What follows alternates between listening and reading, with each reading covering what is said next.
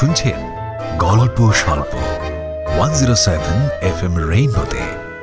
গল্প স্বল্প, গল্প স্বল্প।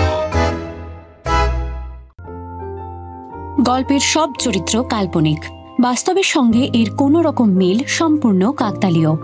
চরিত্র ও ঘটনাবিন্যাস শুধুমাত্র শিল্প সৃষ্টির কারণেই নির্মিত।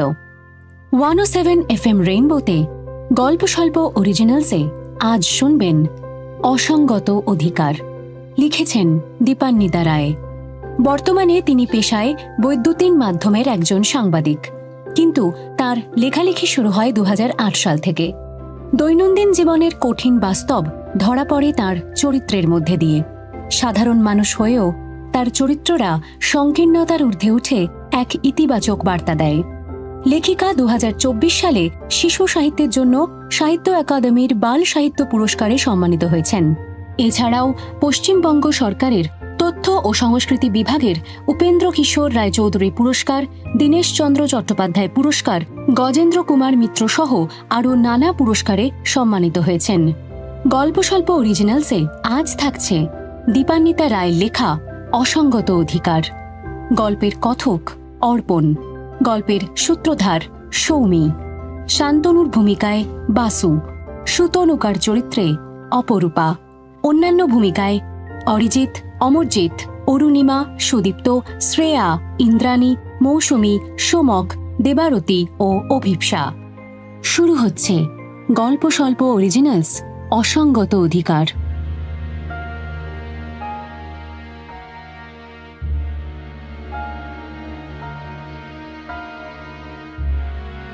বসার ঘরের বেতের চেয়ারটায় চুপ করে বসেছিল সুতনুকা। চারপাশটা হঠাৎ কেমন যেন ভীষণ ফাঁকা মনে হচ্ছে। অদ্ভুত এক অবসাদের কুয়াশা আচ্ছন্ন করে ফেলছে ক্রমশ। একটু আগে শান্তনুকে ওরা বার করে নিয়ে গেছে ঘর থেকে। বারান্দায়, সিঁড়িতে, বাগানের ভিতরে, রাস্তায় খই ছড়িয়ে আছে। ঠোঙা থেকে খই নিয়ে ছড়াতে ছড়াতে ওরা যখন হরিধ্বনি দিচ্ছিল, তখন একবার সুতনুকার বলতে ইচ্ছে হয়েছিল, তোমরা এসব করো না। শান্তনু ঘোর নাস্তিক ছিল, মৃত্যু আসন্ন জেনেও কখনো ঈশ্বরকে ডাকেনি। কিন্তু বলেনি, চুপ করেছিল। কারণ ও জানতো বলে কোনো লাভ নেই, ওর কথা কেউ শুনবে না। আজ ভোর রাত পর্যন্ত শান্তনুর পাশে ও ছাড়া আর কেউ ছিল না। ডক্টর মুখার্জি গত সপ্তাহেই বলে দিয়েছিলেন, বড় জোর আর 7টা দিন। অথচ কাল সকালে আশ্চর্য রকম সুস্থ ছিল শান্তনু। অনেকদিন বাদে ভালো করে ঘুমিয়েছিল। আজ সকালে সুতনুকা ঘরে ঢুকতেই সেই দুষ্টুমির হাসিটা হেসেছিল, যেটা দেখে সেই কলেজে পড়ার দিনে শান্তনুর প্রেমে পড়েছিল সে। তখনই বুকটা কেমন যেন ছ্যাঁত করে উঠেছিল সুতনুকার। দিদিমা বলতেন, প্রদীপ নেভার আগে একবার জ্বলে ওঠে। মৃত্যুর আগে কিছুক্ষণের জন্য ঈশ্বর মানুষের সব জ্বালা যন্ত্রণা মুছিয়ে দেন। সুতনুকা নিজে ঈশ্বরে বিশ্বাসী নয়। প্রদীপ নেভার যে সময় হয়ে এসেছে, সে কথা তার থেকে ভালো আর কেউ জানে না। কিন্তু তবুও কেমন যেন একটা শিরশিরে ভয় শির দাঁড়া বেয়ে উঠে এসে মাথার ভিতর কুণ্ডলি পাকিয়ে শুয়েছিল। মুখে অবশ্য কিছুই বলেনি, বরং রোজকার মতোই কথাবার্তায় শান্তনুকে অশোকের প্রসঙ্গটা থেকে যথাসম্ভব সরিয়ে রাখার চেষ্টাই করেছিল। তারপর তোমার সিনেমা নিয়ে আর কিছু ভাবলে? হ্যাঁ, সে তো অনেক কিছুই ভাবি আমি সারাদিন। একটা ছবি নিয়ে এগিয়েও ছিলাম, জানিস, শরীরটা সব শেষ করে দিল। ওমা, শেষ কেন করবে? তুমি তো এখন অনেকটা ভালো আছো। হ্যাঁ, তা তো ঠিকই। এই শরীরটা যদি ঠিক থাকে তাহলে নতুন ছবি করব।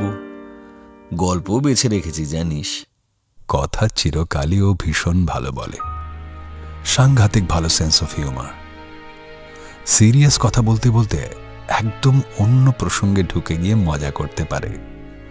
যে কোনো লোককে ইমপ্রেসড করতে শান্তনুর কখনোই মিনিট 10 বেশি সময় লাগত না। ওর সঙ্গে ঘনিষ্ঠভাবে না থাকলে বোঝা কঠিন যে ও আসলে কতখানি আত্মকেন্দ্রিক, এমনকি খানিকটা অন্তঃসার শূন্য। সুতনকা নিজেও বোঝেনি। স্কটিশ চার্চে ফার্স্ট ইয়ারে তারা যখন ভর্তি হলো, শান্তনু তখন 3rd ইয়ার। নবীনবরণ অনুষ্ঠানে তার নিজের লেখা এবং সুর দেওয়া গান শুনে সুতনকাদের ব্যাচের অধিকাংশ মেয়েই ফিদা। দেবলীনা, মণিদীপা, সহেলির মতো কয়েকজন তো পরদিন থেকে শান্তনুদার পিছন পিছন ঘুরতে শুরু করেছিল। এহেন শান্তনু যখন সুতনকাকে প্রপোজ করল, তখন বেশ একটা রাজ্য জয়ের অনুভূতি হয়েছিল সুতনকার। কলেজের মধ্যে বেশ একটা রানী রানী ভাব। হয়তো সেজন্যই বছর 4 পরে কলেজ পাশ করে বিশ্ববিদ্যালয়ে পড়ার সময় সে যখন মনের গভীরে বুঝতে পারছিল সম্পর্কটার ভেতরে চোরা ফাটলের চিহ্ন দেখা যাচ্ছে, তখনও বেরিয়ে আসতে সাহস পায়নি। বন্ধুদের সামনে হেরে যাওয়ার ভয়ে নিজের হেরে যাওয়ার রাস্তাগুলো খুলতে শুরু করেছিল। সকালটা ভালো থাকলেও বিকেল থেকেই ক্রমশ ঝিমিয়ে আসছিল শান্তনু। তোমার কি শরীরটা খুব খারাপ লাগছে? না রে তনু, তা নয়। তুই চিন্তা করিস না, আমার কিছু হবে না। অবস্থা সুবিধার নয় বুঝতে অসুবিধা হয়নি সুতনুকার। ইদানিং রাতের জন্য একজন নার্স রাখা হয়েছিল। 7টা নাগাদ সে এসে পেশেন্টকে দেখে ডাক্তারের সঙ্গে ফোনে কথা বলল। হাসপাতালে নিয়ে যাবে কিনা ভাবছিল সুতনুকা, কিন্তু ডাক্তার বললেন, কোনো লাভ নেই, তার থেকে বাড়িতে শান্তিতে থাকতে দেওয়াই ভালো। শান্তনুর 2 ভাইয়ের একজন থাকে সল্টলেকে, অন্যজন বেহালায়। 8টা নাগাদ তাদের দুজনকেই ফোন করল সুতনুকা। বড় বিতনু ফোন ধরল না। একটু পরে তার বউ ফোন করে বলল, বিতনু অফিসের মিটিংয়ে ব্যস্ত, তাই কথা বলতে পারবে না। ফ্রি হলে রাতে ফোন করার চেষ্টা করবে। ছোট ভাই অতনু অবশ্য ফোন ধরেছিল। বলল, আমার মেয়ের ক্লাস 4-এর পরীক্ষা চলছে যে, সেই নিয়ে খুব ব্যস্ত, রাতে আসা অসম্ভব ব্যাপার। আচ্ছা, সকালে ফোন করে খোঁজ নেবখন, কেমন? সারাটা রাত একলা শান্তনুর পাশে বসে একটু একটু করে তার নিভে যাওয়া দেখেছে সুতনুকা। ভোরের আলো ফোটার একটু আগেই চলে গেল শান্তনু।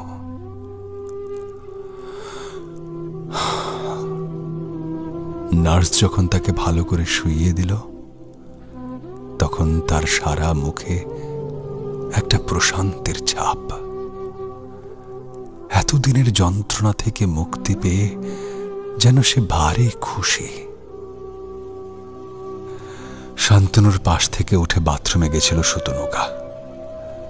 চোখ মুখ ধুয়ে খানিকটা যন্ত্রচালিতের মতোই স্নানটাও সেরে নিয়েছিল। এ নিন দিদি। হ্যাঁ, চা করেছি, খেয়ে নিন। হ্যাঁ রাখো, খাচ্ছি। দাদাদেরকেও তো একটা খবর দিতে হবে। চায়ের কাপ নিয়ে বসে 2 ভাইকে শান্তনুর মৃত্যু সংবাদটা জানিয়ে দিয়েছিল সুতনুকা। আশ্চর্যের ব্যাপার, আগের দিন রাতে যাদের একবার ফোন করার সময়েরও অভাব হচ্ছিল, তারা দুজনেই কিন্তু সস্ত্রীক 1 ঘন্টার মধ্যে শান্তনুর যাদবপুরের বাড়িতে এসে হাজির হল। তারপর আর কোনো কিছুই সুতনুকার হাতে রইল না। শান্তনুর শেষকৃত্যের সব ব্যবস্থা হয়ে গেল সুতনুকার মতামত ছাড়াই। পোশাক পাল্টে, স্নান করিয়ে, চন্দন পরিয়ে শান্তনুকে শেষ যাত্রার জন্য তৈরি করে দিল 2 বউ। বসার ঘরে বসে সবই চুপ করে দেখছিল সুতনুকা।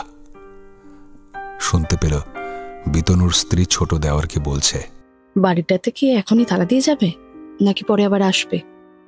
সেইটাই তো বুঝতে পারছি না।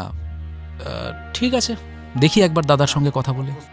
তোমার দাদার সঙ্গে কথা বলতে গেলেই তো হয়েছে। আমার কিন্তু মনে হয় তালা দিয়ে যাওয়াই ভালো। অসুবিধা তো কিছু নেই, বাড়ি তো এখন আমাদেরই। শেষ পর্যন্ত অবশ্য চক্ষু লজ্জার খাতিরে আজই শতনৌকাকে বাড়ি ছেড়ে চলে যাওয়ার কথা ওদের কেউই বলতে পারেনি। তবে শ্মশান থেকে ওরা আজ আর এখানে ফিরবে না সেটা জানিয়ে গেছে। শতনৌকার ধারণা আজ না হলেও কাল নিশ্চয়ই দুই ভাই একসঙ্গে আসবে ওর সঙ্গে কথা বলে বাড়ির চাবি চেয়ে নিতে। না আসার কোনো কারণও নেই, কারণ বাস্তবত শান্তনুর বাড়িতে থাকার কোনো অধিকার তো শতনৌকার নেই। আসলে এই অধিকার ব্যাপারটা ভারী অদ্ভুত। মনে মনে ভাবল শতনৌকা, কার যে কিসে অধিকার কিংবা কে যে কোথায় নিজের অধিকার প্রয়োগ করবে অথবা ছেড়ে দেবে সেসব ভারী জটিল অঙ্ক। অধিকাংশ সময়ই উত্তর মেলে না। বড় বড় প্রশ্নচিহ্ন জীবনের পাতা জুড়ে নিঃশব্দে দাঁড়িয়ে থাকে। ঠিক 1.5 বছর আগে ডিসেম্বরের এক শীতার্ত রাতে শান্তনু যে মেইলটা তাকে করেছিল সেটার কথা ভাবলে অনেকটা এরকমই মনে হয় শতনৌকার। বড়দিনের সপ্তাহ মানে লন্ডনে একটা পুরোদস্তুর ছুটির আমেজ। শতনৌকাদের হাইবার্ন ভিলেজ এমনিতে ভারী চুপচাপ শান্ত জায়গা। রাস্তাঘাটে লোকজন যে খুব বেশি দেখা যায় তা নয়, কিন্তু ক্রিসমাসের সময় পুরো এলাকাটাই কেমন যেন ঝলমল করতে থাকে। সারা বছর কাজ টুর মিলিয়ে এত প্রেশার থাকে যে কোথাও একটু শান্তিতে ঘুরতে যাব সেটাও হয় না। কিন্তু এই সময়টা দেখো, পুরো একটা গোটা সপ্তাহ হাতে পাওয়া যায়। বাড়িটাও বেশ গমগম করে। কি বলো সুমি? তিন্নি আর সংসার দুটোই তো তুমি একা হাতেই সামলাও। চলো না প্রতিবারের মতো এবারেও বেরিয়ে আসি কোথাও থেকে। তোমার মেয়ের সামনে 11-এর এক্সাম আর তুমি এখন ঘুরতে যাওয়ার জন্য পাগলামো শুরু করলে। যতই তুমি আর তোমার মেয়ে মিলে ঘুরতে যাওয়ার প্ল্যান করো না কেন, আমি বলে দিলাম এ বছর কোথাও ঘুরতে যাওয়া হচ্ছে না। সব প্ল্যান ক্যান্সেল। ও মা প্লিজ চলো না। তোর এই জন্যই ভালো লাগে না। আরে এই তো মেয়ের আবার রাগ হয়ে গেল। তিন্নি কিচ্ছু হয়নি, শোন রাগ করিস না প্লিজ, আমার কথাটা শোন। তিন্নি রাগ করে পাশের ঘরে চলে গেল। মেয়ের মানভঞ্জন করতে বাবাও তার পিছু নিলেন। এইসব ব্যাপারে আবার শতনৌকা চিরকালই ভারী আনাড়ি। অন্যের রাগ ভাঙাতে গিয়ে সে নিজেই রেগে যায়। তাই তিন্নিকে ম্যানেজ করতে হলে সৌম্যই ভরসা। আজ ওয়েদারটা বেশ ঠান্ডা, তাই না? সকাল থেকে এত বরফ পড়ছে।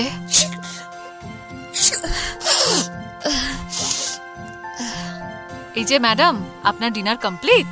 নিন, এবার অ্যান্টি অ্যালার্জি ট্যাবলেটটা খেয়ে কম্বলটা গায়ে দিয়ে ভালো করে শুয়ে পড়ুন। বেশি রাত জাগিস না তো। ডিনারের বেশ কিছুক্ষণ পরে 1 কাপ কফি খাওয়া সৌম্যর অনেক দিনের অভ্যাস। শোবার ঘরের খাটেই কম্বলের নিচে বসে ল্যাপটপ নিয়ে কাজ করছিল সৌম্য। এই নাও তোমার কফি। আর তোমারটা? এই যে নিয়েই বসেছি।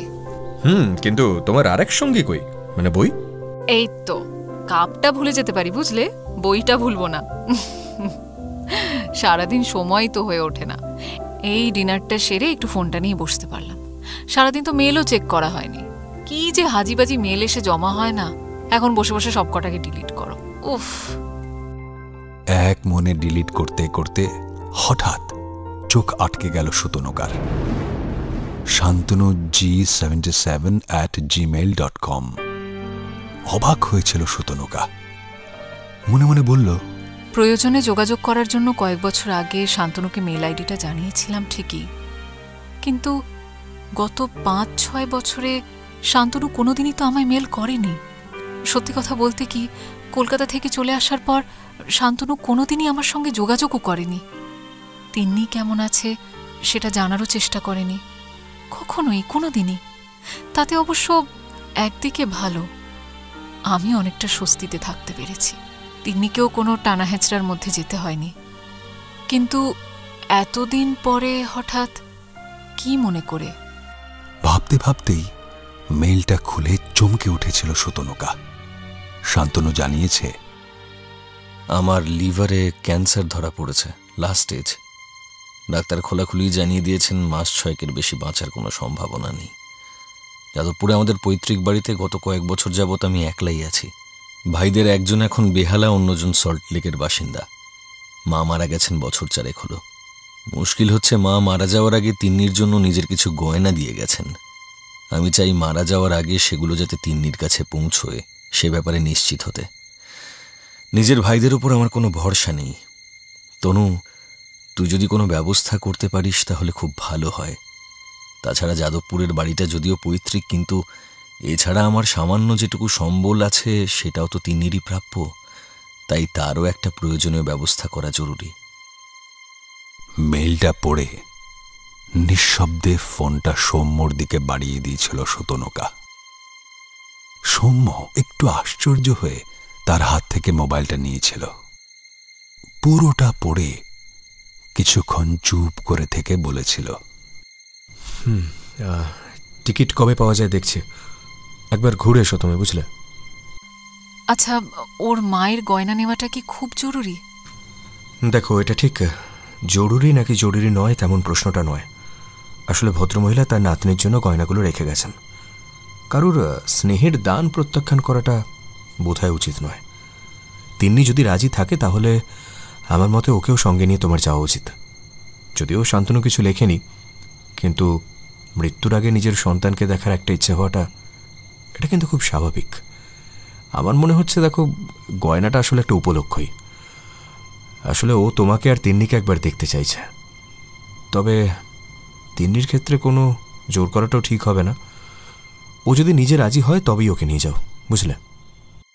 তিন্নি সব জানার পর বলল, না, আমি যেতে পারবো না। একে তো আমার সামনে পরীক্ষা, তাছাড়া স্কুলে বাস্কেটবল ম্যাচ আছে, আমি টিম ক্যাপ্টেন। এই সময় যাওয়ার কোনো প্রশ্নই ওঠে না। সুতনুকা জানে এগুলো তেমন কোনো গুরুত্বপূর্ণ কারণ নয়। আসলে তিন্নির মনে শান্তনুর জন্য কোনো জায়গাই নেই। সৌম্যকে বিয়ে করে সে যখন মেয়েকে নিয়ে লন্ডনে চলে আসে, তিন্নি তখন 5 বছরের। দেশ থেকে আসার আগেই রীতিমতো আইন মেনে তিন্নিকে দত্তক নিয়েছিল সৌম্য। তাই কাগজে কলমেও ও এখন সৌম্যরই মেয়ে। আর তিন্নির ভাবি যে সৌম্য ছাড়া অন্য কেউ হতে পারে একথা ও কল্পনাও করতে পারে না। তাই বায়োলজিক্যাল ফাদার নিয়ে তিন্নির কোনো মাথা ব্যথাই নেই। কিন্তু তিন্নি, আমি না থাকলে তুই আর বাবি সব ম্যানেজ করতে পারবি তো? আমি নিয়ারলি 15 মা। এখনো যদি ম্যানেজ করতে না পারি তাহলে তো 18 হলেও ইন্ডিপেন্ডেন্ট হতে পারবো না। আমার কোনো প্রবলেম নেই। এখন বাবি যদি তোমাকে বেশি বেশি মিস করে, হার্ট ব্রোকেন হয়ে থাকে, তাহলে আমার কিছু করার নেই। তোর বাবি তো সারাক্ষণই ব্যস্ত, আমাকে মিস করার সময় কোথায় তার? কিন্তু বাবিকে যদি এর মধ্যে ট্যুরে যেতে হয় তাহলে তুই কি করবি? কেন, একলাই থাকবো বাড়িতে। সিকিউরিটির কোনো প্রবলেম নেই, তুমি জানো। আর ফাঁকা বাড়িতে ভূতের ভয় পাওয়ার মেয়েও আমি নই। তাও যদি তোমার দুশ্চিন্তা হয় তাহলে আমি আমার কোনো বয়ফ্রেন্ডকে বলতে পারি রাতে এসে আমাকে পাহারা দিতে। মেয়ের ঝুঁটি ধরে নেড়ে দিয়ে সুতনুকা ভেবেছিল, মাত্র তো 2 সপ্তাহ, বাবা মেয়ে ঠিকই ম্যানেজ করে নিতে পারবে।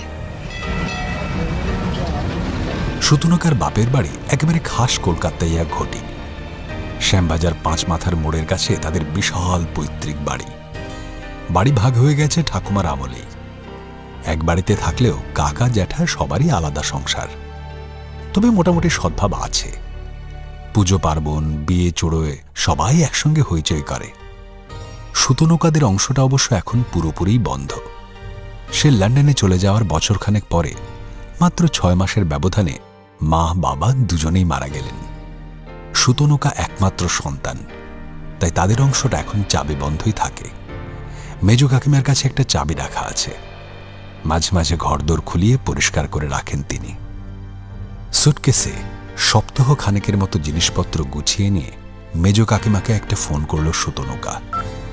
আসছে শুনে কাকিমা খুব খুশি, তবে খানিকটা অবাকও। সে কি রে টুসু, এই যে সেদিন বললি এখন বছর 2 আসতে পারবি না, সামনে মেয়ের পরীক্ষা। আসল কারণটা ভাঙে না সুতনুকা। শুনলে কাকিমা নির্ঘাত বিরক্ত হবেন, ঘাবড়েও যেতে পারেন। তা যদি নাও যান, উপদেশের বন্যা বইবে নিশ্চিত। আসলে শান্তনুকে তাদের বাড়ির লোকজন কখনোই ঠিক মেনে নিতে পারেনি। নেহাত মেয়ে পছন্দ করে বিয়ে করেছে, তাই মেনে নিতে বাধ্য হয়েছিল। এখন যে সুতনুকা সৌম্যর সঙ্গে শান্তিতে ঘর সংসার করছে তাতে সকলেই খুশি। যেচে পড়ে মেয়ে নিজের শান্তি বিঘ্নিত করার চেষ্টা করছে জানলে বিরক্ত তো হবেই।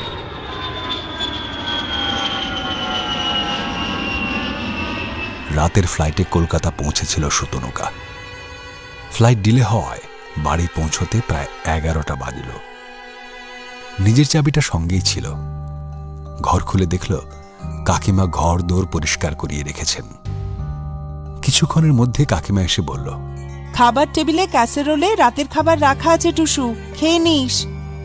কাকিমা সুতনুকার বিছানাটা পর্যন্ত পরিপাটি করে পেতে পায়ের কাছে কম্বল গুছিয়ে রেখে গেলেন। আসলে মেজো কাকিমা এমনিতেই গোছানো মানুষ, তাছাড়া চিরকালে তাকে একটু বেশিই ভালোবাসেন। মা নেই বলে টুসুর যাতে বাপের বাড়ি এসে কোনো অসুবিধা না হয় সেদিকে তীক্ষ্ণ নজর। তাড়াতাড়ি জামা কাপড় ছেড়ে সামান্য কিছু খেয়ে শুয়ে পড়েছিল সুতনুকা। যাদবপুরে শান্তনুদের বাড়িটা বড় রাস্তা থেকে একটু ভিতরে। নিচু পাঁচিল, গ্রিলের গেট দিয়ে ভিতরে ঢুকে ছোট্ট বাগান পেরিয়ে বারান্দায় ওঠার সিঁড়ি, একতলা দোতলা মিলিয়ে 4টে শোবার ঘর। এছাড়া খাওয়া পড়ার একটা লম্বাটে হল, রান্নাঘর, বাথরুম, বারান্দা এসব তো আছে।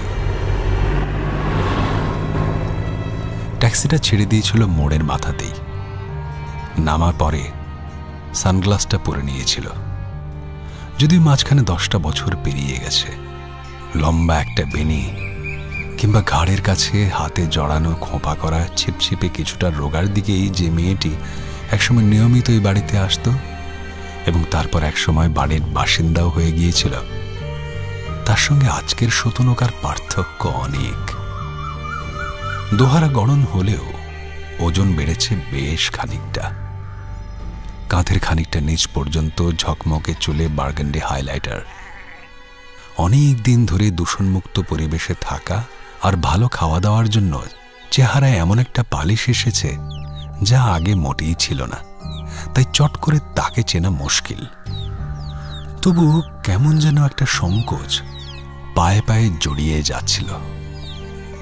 বড় রাস্তার দিকটা অনেকটা বদলে গেলেও ভিতর দিকটা কিন্তু পাল্টায়নি মোটেই। বাড়িঘর একরকমই আছে, হয়তোবা মানুষজন। গেটের সামনে দাঁড়িয়ে একটু অপেক্ষা করে শেষ পর্যন্ত গেট খুলে ভিতরে ঢুকে বেল বাজিয়েছিল সুতনুকা। শান্তনুকে তার আসার কথা জানায়নি। বেলের শব্দ শুনে একজন মাঝবয়সী মহিলা বেরিয়ে এসেছিলেন। দেখেই বোঝা যাচ্ছে কাজের লোক। শান্তনুর সঙ্গে দেখা করতে চায় শুনে একটু সন্দিগ্ধভাবে তাকিয়ে কোলাপসেবল গেট খুলে দিয়ে বলল, উপরতলায় নিজের ঘরে আছে, চলে যান, বারান্দার একদম ও মাথায়। বলার কোনো দরকার নেই, এ বাড়ি সুতনুকার হাতের পাতার মতো চেনা। তাই বসার ঘরেরই একপাশে দোতলায় ওঠার সিঁড়ির দিকে এগোতে গিয়ে অবাক হয়ে যায় সুতনুকা। অসম্ভব একটা শ্রীহীন চেহারা, ছাদের কোনায় কোনায় ঝুল জমে কালো হয়ে আছে। বেতের সোফা সেটটা আগের মতোই রাখা, তবে তার কুশনগুলো চিটচিটে ময়লা। টেবিল ক্লথে চায়ের দাগ। খাবার টেবিলের পাশের বেসিনটা কালো হয়ে আছে। সিঁড়ি দিয়ে উঠে বারান্দা পেরিয়ে একেবারে শেষ মাথার ঘরটা শান্তনুর। বিয়ের আগে থেকে ওই ঘরে সুতনুকা বহুবার এসেছে। একসময় তারা বন্ধুরা অনেকে মিলে এসে আড্ডা মারত। বিয়ের পর শান্তনুর বাবার ইচ্ছে ছিল পূব দিকের বড় ঘরটাতেই তারা থাকে। ঘরটা আসলে ছিল বড় ভাই বিতনুর, কিন্তু বিতনু তখন চাকরি নিয়ে বেঙ্গালুরুতে। সে যে আর এ বাড়িতে এসে থাকবে না সেটা ততদিনে মোটামুটি নিশ্চিত। কিন্তু ঘর বদলাতে রাজি হয়নি শান্তনু সুতনুকা দুজনেই। তাই এই ঘরেই জুঁইয়ের মালা দিয়ে সাজানো খাটে ফুলসজ্জা হয়েছিল তাদের। দক্ষিণের জানলা দেওয়া রোদ হাওয়ায় ভাসাভাসি সেই চেনা ঘরের চৌকাঠ পেরিয়ে চমকে উঠেছিল সুতনুকা। ঘর কিংবা ঘরের মানুষ কাউকে যেন চেনার আর কোনো উপায় নেই। দক্ষিণের জানলা দুটো বন্ধ।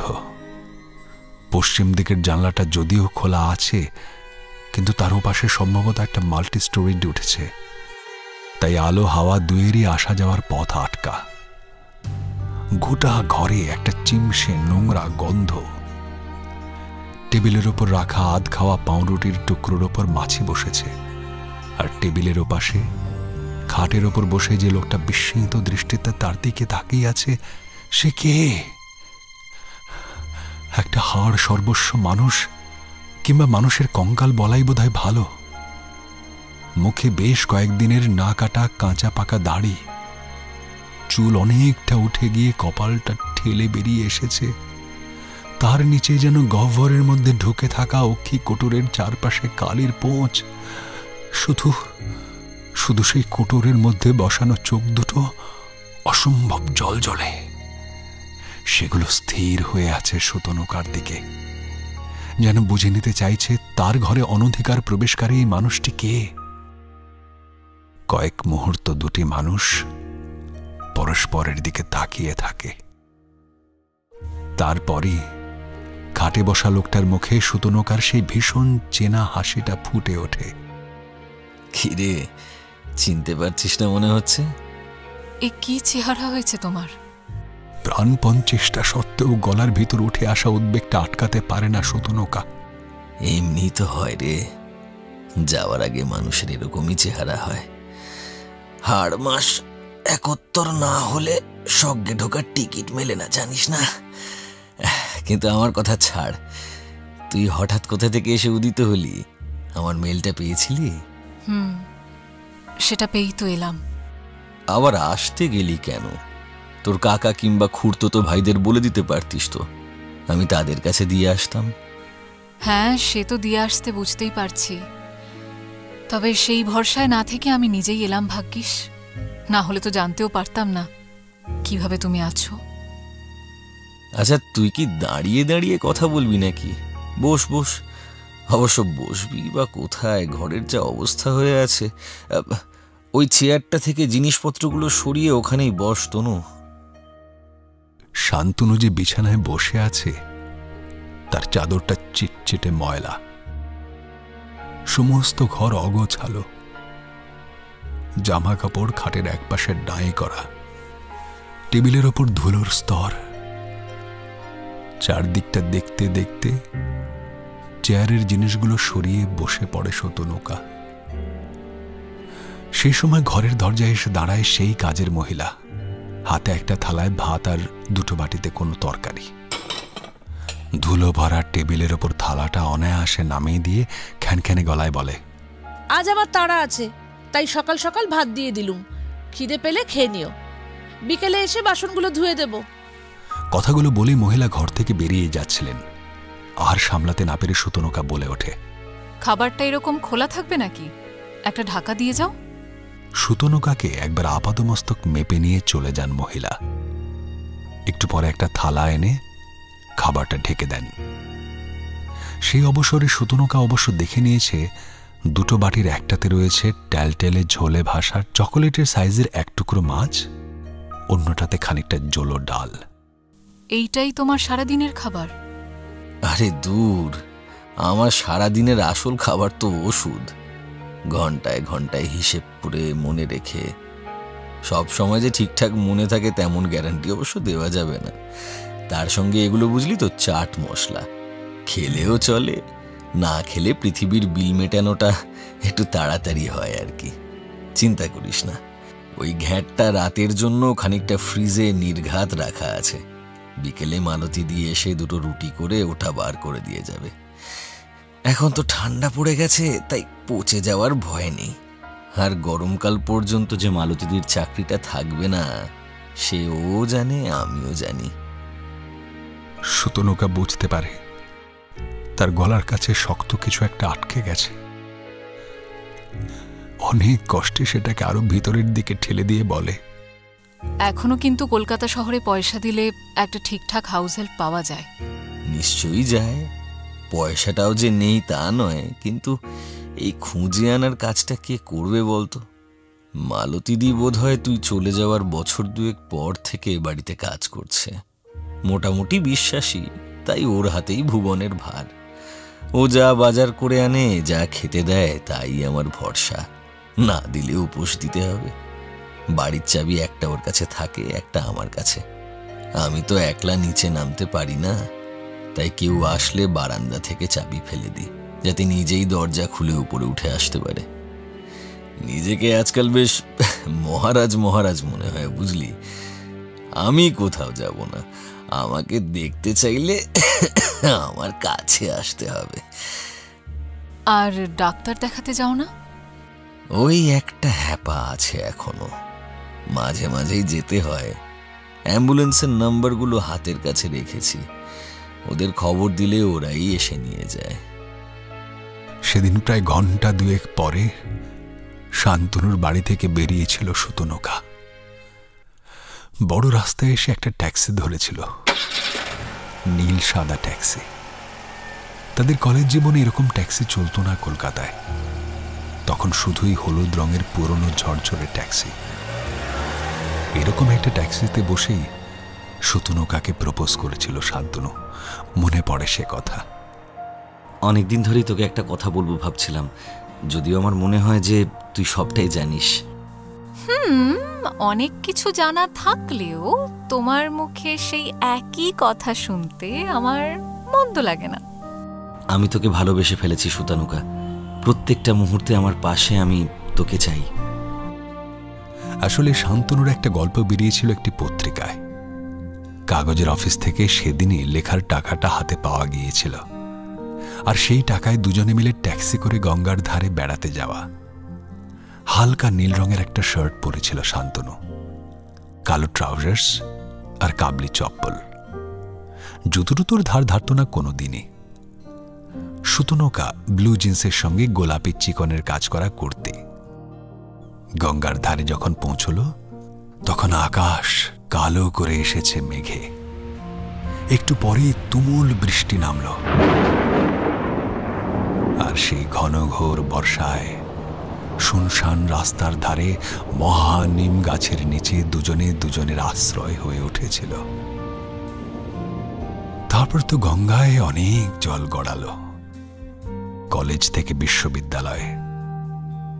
শান্তনু তখন ফিল্ম তৈরির নেশায় মগ্ন, চাকরি বাকরির কথা সে ভাবতেই পারে না।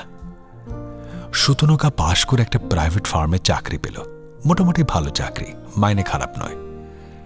বাড়ি থেকে বিয়ের জন্য চাপ বাড়ছিল, তাই বিয়েটা সেরে ফেলতেই হলো। বিয়ের বছর দেড়েকের মাথায় তিন্নি। তখন থেকেই একটু একটু করে সুতনুকা বুঝতে পারছিল শান্তনুর সঙ্গে সংসার করাটা ভারী কঠিন ব্যাপার। জীবনটা তার কাছে একটা ছেলে খেলার মতো। তার নিজের কাজ, সেটা হতে পারে ফিল্ম বানানো, হতে পারে ছবি আঁকা কিংবা গান গাওয়া, সেটার থেকে আর কোনো কিছুই গুরুত্বপূর্ণ নয়, এমনকি সে বা তিন্নিও নয়। মুশকিল হচ্ছে কাজটাও যে সে পুরোদস্তুর গুরুত্ব দিয়ে করবে তাও কিন্তু নয়। ছবি তৈরির কাজ আধখ্যাচড়া রেখেই সে খুলে ফেলল গানের দল। সেটা যখন জমে উঠবে মনে হচ্ছে, তখন দল ভেঙে দিয়ে ব্যস্ত হলো ছবি আঁকায়। সুতনুকার ক্রমশ মনে হচ্ছিল শান্তনুকে প্রতিভাবান ভাবাটা তার ভুল হয়েছিল।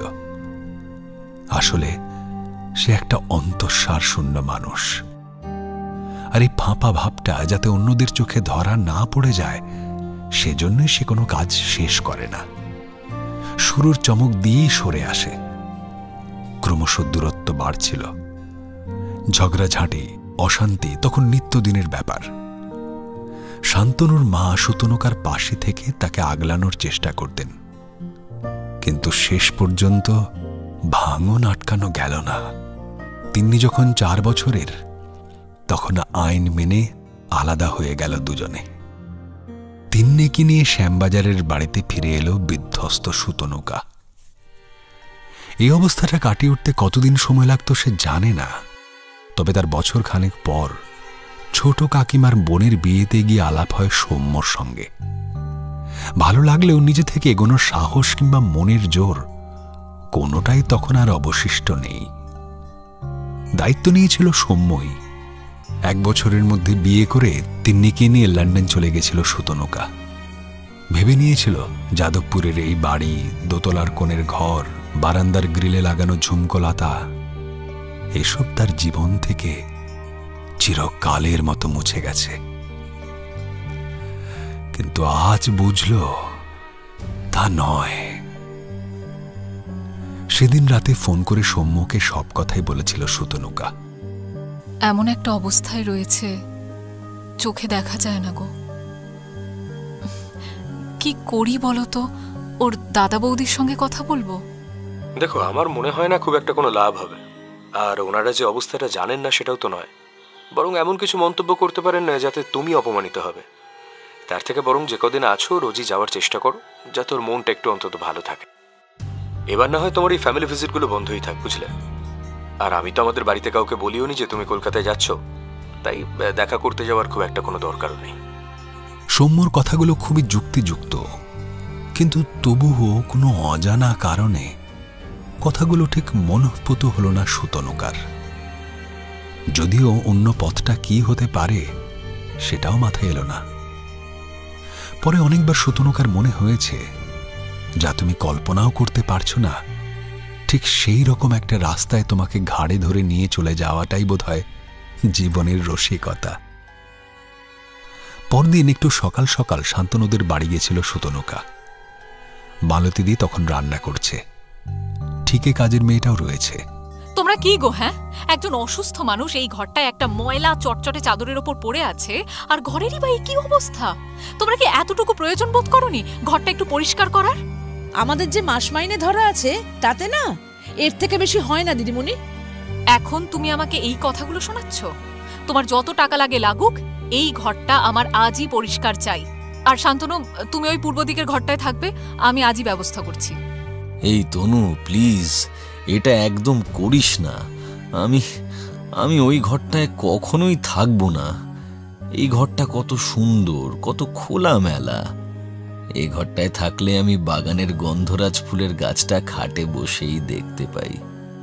কামিনীর ঝাড়টায় দুটো টুনটুনি বাসা বেঁধেছে, ওদের ডিমগুলো এখনো ফোটেনি। ওগুলো ফুটতে না দেখে আমি মরতে পারবো না, জানিস তো।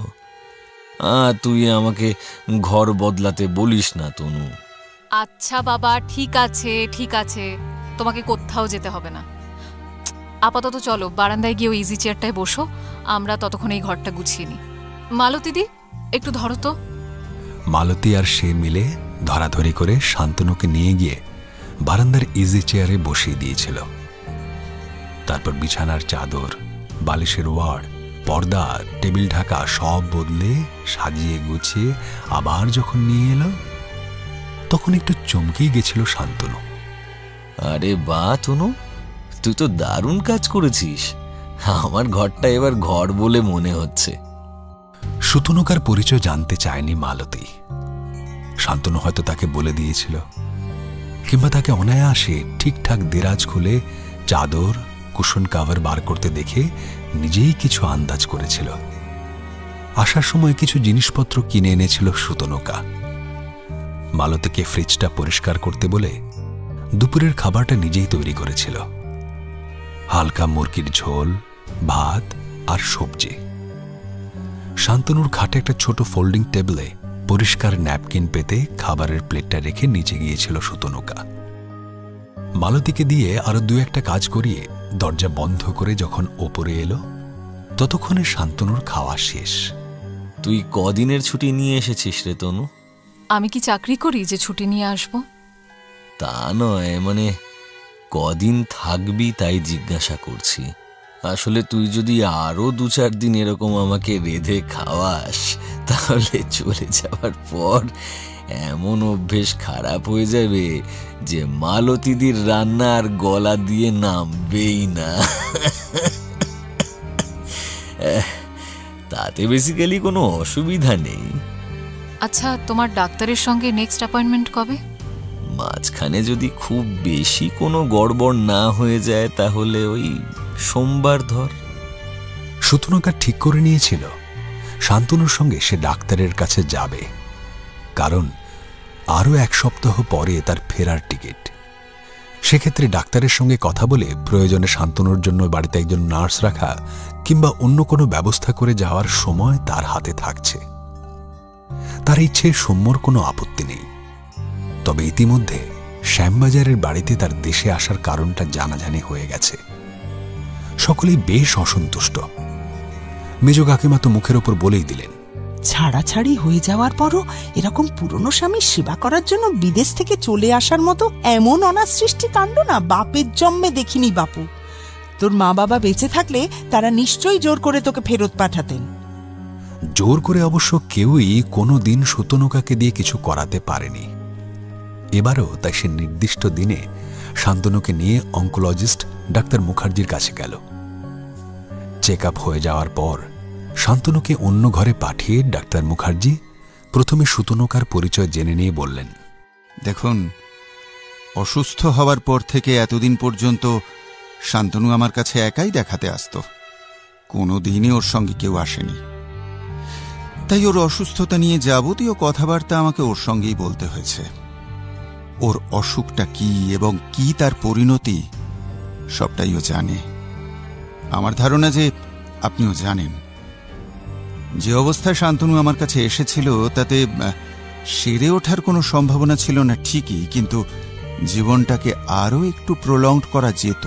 মানে ওকে অন্তত বছর ৩-৪ আরও বাঁচিয়ে রাখা খুব একটা কঠিন ছিল না, কিন্তু সেটা হলো না। খুব দ্রুত ওর শারীরিক অবস্থার অবনতি হতে লাগল। তার কারণ প্রথমত ওর মধ্যে বেঁচে থাকার কোনো ইচ্ছাই নেই। এছাড়া একজন অসুখের সঙ্গে লড়াই করার জন্য ওষুধ ছাড়াও বাইরের আরো কিছু সাপোর্টকে লাগে, সেগুলো যে ওর নেই সেটা আপনি নিশ্চয়ই জানেন। তাই প্রতিবারই ওর অবস্থা আরো খারাপ হয়েছে, আর সেটা দেখতেই আমি অভ্যস্ত। কিন্তু আশ্চর্যের ব্যাপার, এবার কিন্তু সেটা হয়নি। শান্তনুকে 3 সপ্তাহ আগে যেরকম দেখেছি তার থেকে খারাপ তো নয়, বরং একটু ভালো আছে ও। এবারই প্রথম বোধহয় ও সব ওষুধ ঠিকঠাক খেয়েছে। ডাক্তার মুখার্জি কথা শেষ করে চুপ করে শতনকার দিকে তাকিয়ে রইলেন। মনের ভিতরের প্রবল তোলপাড়টা সামলে শতনকা বলল, আপনার কি মনে হয় ডক্টর মুখার্জি, শান্তনু আর কতদিন? যে অবস্থায় ও ছিল তাতে খুব বেশি হলে মাস 2। তবে আজকে যেরকম দেখলাম সেটা যদি চলে তাহলে 6 মাস হতেই পারে। একটা কথা বলে রাখি, আমি কিন্তু অত্যন্ত স্বার্থপরের মতো শুধুমাত্র আমার পেশেন্টের কথা ভেবে কথাগুলো আপনাকে বলছি। আপনার বর্তমান অবস্থা সম্বন্ধে আমি কিছুই জানি না। এই অসুখে দেখুন কিছু বলাও যায় না, তাই আপনি কোনো সিদ্ধান্ত নিলে সেটা একেবারেই নিজের বিবেচনায় নেবেন। সৌম্যকে কথাটা বলাতে সেও ঠিক একইভাবে চুপ করে থেকে বলল, দেখো সুমি, এই ব্যাপারে আমার বলাটা কিছু ঠিক নয়, সিদ্ধান্তটা তোমাকে নিতে হবে। নার্সের ব্যবস্থা হয়ে গেল। মালতীদের সাহায্যে একটু বেশি মাইনে দিয়ে একজন ঘরদোর ঝাড়পোছের লোকও ঠিক করা হলো। শান্তনুকে ঘড়ি ধরে সব ওষুধ যেন ঠিকমতো খাওয়ানো হয় সে কথা বলে অনেকটা নিশ্চিন্ত মনে শ্যামবাজার ফিরল শতনকা। আর একদিন পরেই ফ্লাইট। টুকটাক কিছু কেনাকাটা আছে। তিন্নির জন্য একেবারে কিছু না নিয়ে গেলে মুখ হাঁড়ি হবে। সৌম্যর চানাচুর, ডালমুট আর শীতকাল যখন তখন কড়া পাকের জল ভরা তো লাগবেই। পরের দিন তাই আর যাদবপুরে যাবে না, শান্তনুকে বলেও এসেছে সে কথা। শান্তনুও দিব্যি হাসি মুখে 2 হাতের পাতায় শতনকার হাতটা ধরে ঝাঁকুনি দিল।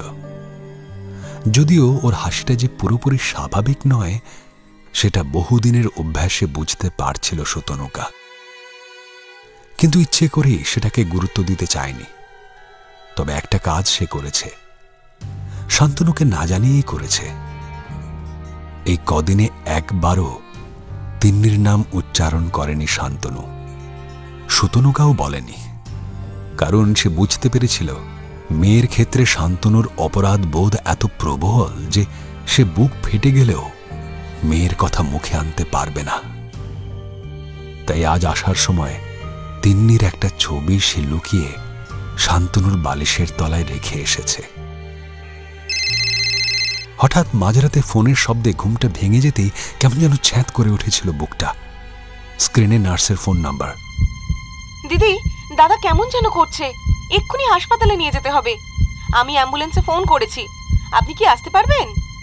শ্যামবাজার বলি বোধ হয় রাত 12টাতেও পাওয়া গিয়েছিল ট্যাক্সিটা, সোজা হাসপাতালে। ততক্ষণে আইসিইউতে নিয়ে গেছে শান্তনুকে। হাসপাতালের লবিতে বসেই টিকিটটা ক্যান্সেল করলো সুতনুকা। 10 দিন পরে বাড়ি এলো শান্তনু। শ্যামবাজার থেকে আসা যাওয়ার অসুবিধে হয় বলে ততদিনে নিজের জিনিসপত্র নিয়ে যাদবপুরেই চলে এসেছে সুতনুকা।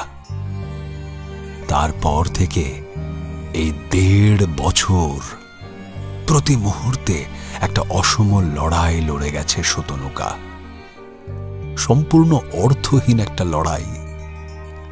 মৃত্যু এসে দাঁড়িয়ে আছে শান্তনুর দরজার বাইরে, কিন্তু কিছুতেই যেন তাকে ভিতরে ঢুকতে দেবে না সুতনুকা। যদিও সে জানে এই লড়াইয়ে হারতে তাকে হবেই, শুধু মৃত্যুর কাছে নয়, জীবনের কাছেও। কারণ এই লড়াইয়ে নেমে সে একটু একটু করে হারিয়ে ফেলছে তার জীবনের প্রিয়তম সম্পর্কগুলোকে। সৌম্যর মেইলের সংখ্যা কমে এসেছে। মেইল এলেও সবসময় উত্তর দেওয়ার সময় পায় না সুতনুকা। তিনি আগে প্রায় নিয়মিতই ফোন করত, ইদানিং সপ্তাহে একবারও করে কিনা সন্দেহ। হাইবার্ন ভিলেজে তাদের 1.5 তলা ছিমছাম বাড়ির ছবিটা আজকাল কেমন যেন ঝাপসা ঝাপসা মনে পড়ে সুতনুকার। শুধু মাঝে মাঝে ঘুমের মধ্যে রবিনের ডাকের মতো তাদের ডোরবেলের আওয়াজটা যেন কোন সুদূর থেকে ভেসে আসে। আধো ঘুমে সুতনুকার মনে হয় সে যেন প্রাণপণে ঘণ্টাটা বাজাচ্ছে। তীক্ষ্ণ চিৎকারে বারবার ডেকে উঠছে রবিনটা, কিন্তু তবু কেউ দরজাটা খুলতে আসছে না। দিদি, বলছিলাম কি, আপনি কিছু খেয়ে নিন, কাল রাত থেকে তো প্রায় না খেয়েই আছেন। মালতীর কথায় নড়ে বসে সুতনুকা। টেবিলের উপর ভাত বেড়ে রেখেছে মালতী। এত কিছুর মধ্যে কখন রান্না সেরে ফেলেছে কে জানে। আসলে প্রথমে বেশ অপছন্দ করলেও এতদিনে এই মানুষগুলোরও কেমন যেন মায়া পড়ে গেছে সুতনুকার উপর। খেতে বসতে গিয়েও ফিরে এসে টেবিল থেকে মোবাইলটা নেয়। সৌম্যকে একটা হোয়াটসঅ্যাপ করে, আলটিমেটলি ইট ইজ ওভার। নিজের সুটকেসে জিনিসপত্র গুছিয়ে নিয়েছিল সেই দিনই। মালতী, নার্স আর অন্য ঠিকে লোকটির টাকা পয়সাও মিটিয়ে দিয়েছিল। সুতনুকা ঠিক করেছে আপাতত শ্যামবাজারের বাড়িতে গিয়েই উঠবে। বাবার জমানো টাকা পয়সা যা ছিল সবই ব্যাংকে তার নামেই আছে, হাত দিতে হয়নি এতদিনে। সে অঙ্কটা নেহাত কম নয়। আপাতত তাতেই চলে যাবে। এর মধ্যে একটা চাকরি বাকরি খুঁজে নিতে হবে। পুরনো বন্ধু বান্ধবদের সঙ্গে যোগাযোগ হলে নিশ্চয়ই একটা ব্যবস্থা হয়ে যাবে। তারপর সৌম্য যেরকম আইনি ব্যবস্থা নিতে চাইবে সেরকমই মেনে নেবে। তবে তিন্নির ব্যাপারে তাকে মন শক্ত করতেই হবে। মেয়ের ভবিষ্যতের জন্যই তাকে বাবার কাছে ছেড়ে দেওয়া উচিত সুতনুকার। শান্তনু মারা যাওয়ার 3 দিন পরে সুতনুকা যখন ভাবছে এবার একটা ফোন করবে কিনা, তখনই সস্ত্রীকে সে হাজির হলো 2 ভাই। বাড়ির চাবি, আলমারির চাবি সবই গুছিয়ে রেখেছিল সুতনুকা। টাকা পয়সার হিসেবও সবই লেখা ছিল, সঙ্গে হাসপাতালের বিল এবং অন্যান্য খরচও। সেসব দেখার মতো অভদ্রতা অবশ্য কেউই করেনি। তিন্নির জন্য মা কিছু গয়না রেখে গিয়েছিলেন, আশা করি শান্তনু সেটা তোমায় দিয়েছে। হ্যাঁ দাদা, সেই সব ও আমাকে আগেই দিয়ে দিয়েছিল। সব বুঝিয়ে দিয়ে নিজের ঢাউস সুটকেসটা নিয়ে ঝিমঝিমে বৃষ্টির মধ্যে সুতনুকা যখন ট্যাক্সি ধরল, তখন শ্রাবণের মরা বিকেল সন্ধ্যের দিকে গড়িয়ে গেছে। শ্যামবাজারে বাড়ির সামনে নেমে ভাড়া মিটিয়ে গেট খুলে ঢুকেই চমকে উঠল সুতনুকা। তার ঘরের বাইরে তালাটা ঝুলছে না, ঘুলগুলি দিয়ে ছিটকে আসছে আলোর রেখা। তার অংশটাকে তাহলে অন্যরা দখল করে নিল। তাহলে সে এখন থাকবে কোথায়? সুতনকা বুঝতে পারে উদ্বেগের একটা হিম স্রোত তার শির দাঁড়াবে নেমে যাচ্ছে। কোনো রকমে নিজেকে সামলে এগিয়ে গিয়ে দরজায় কড়া নাড়ে সে। ভিতরে পায়ের শব্দ, ঘটাং করে ছিটকিনির আওয়াজ করে খুলে যায় পাল্লা দুটো। হাত বাড়িয়ে সুটকেসটা তুলে নিয়ে সৌম্য বলে, যা বাবা, আমি কোথায় ভাবলাম তোমায় সারপ্রাইজ দেব, আর তুমি আমায় সারপ্রাইজ দিয়ে দিলে। কাল থেকে বসে আছি অপেক্ষা করে। অস্ফুটে বলে সুতনুকা। তুমি হঠাৎ? সুটকেসটাকে আলমারির পাশে জায়গা মতো ঠেলে ঢুকিয়ে দিয়ে ঘুরে দাঁড়ায় সৌম্য। তারপর স্ত্রীর দু কাঁধে হাত রেখে বলে, 1.5 বছর ধরে একা একা এরকম একটা সাংঘাতিক লড়াই করলে তুমি, তারপর আবার 12 ঘন্টা একলা প্লেন জার্নি করে যেতে মন খারাপ হবে না? এতদিন পরে বউ বাড়ি ফিরবে মন মরা হয়ে, এটা কিন্তু আমার মোটেই ভালো লাগবে না। তাই চলে এলাম তোমাকে নিতে। আচ্ছা শোনো, ফেরার টিকিট কিন্তু পরশুই, আর তিন্নিকে রমিতাদের বাড়িতে রেখে এসেছি। বাইরে বৃষ্টির ঝমঝম শব্দ ক্রমশ বাড়ছে। তার মধ্যেই সুতনুকা শুনতে পেল ডোরবেলের সেই রবিনটা মাত্র একবার ডেকেই শান্ত হয়ে ডানা গুটিয়ে ফের ঘুমিয়ে পড়ল।